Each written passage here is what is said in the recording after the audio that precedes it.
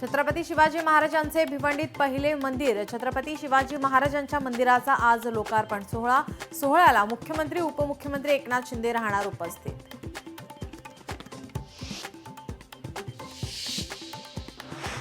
नागपुरात शिवाजी महाराजांच्या तिथीनुसार जयंती मोठ्या उत्साहात साजरी। यावेळी शिवकालीन खेळाचे शिवप्रेमींनी प्रात्यक्षिका केली सादर।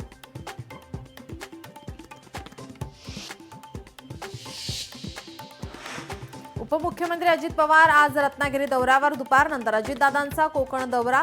रत्नदुर्ग शिवसृष्टी स्किल सेंटर आणि 3D मल्टी मॅपिंग शो या प्रकल्पाचं आज उद्घाटन।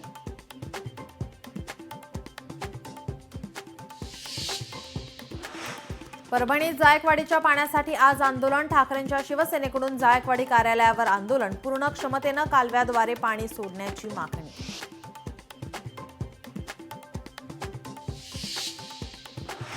राज्यात तापमानाचा वाढता पारा। अहिल्यानगर जिल्ह्यातील भंडारदरा धरणात सर्वाधिक 78% जलसाठा। 32 धरणांमध्ये मागील वर्षीपेक्षा 19% अधिक पाणीसाठा।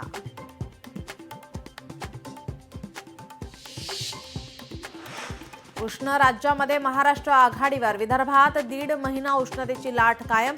अनेक भागातील तापमान 40शी पार।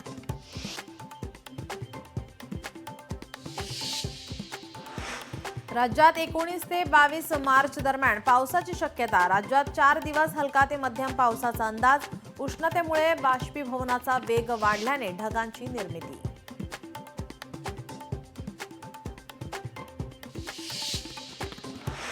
विदर्भात उष्णतेची लाट कायम। बहुतांश जिल्ह्यात तापमानाचा पारा 40शी पार। चंद्रपुरात काल सर्वाधिक 41.6 अंश तापमानाची नोंद।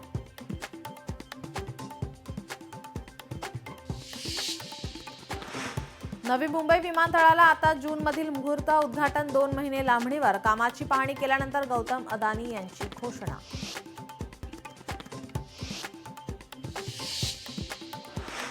मुंबईतील प्रभादेवी पुलाच्या पाडकामास विलंब। पोलिसांची परवानगी न मिळाल्याने काम लांबणीवर। वाहतुकीच्या दृष्टीने प्रभादेवी पूल महत्त्वाचा।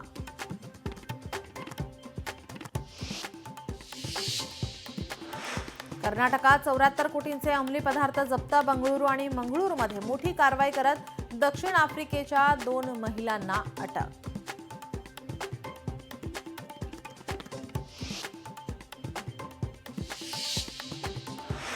मुंबई विमानतळावर 10 किलो 923 ग्रॅम सोनं जप्त। सोने तस्करीमध्ये विमानतळावरील कर्मचाऱ्याचा हात। कॅप्सूल पद्धतीनं सोन्याची तस्करी।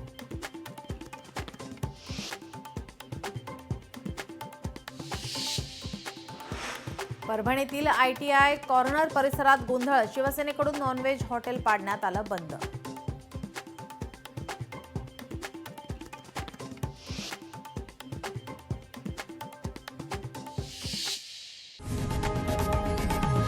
लोकशाही मराठी ऐका, पहा, जागरूक रहा।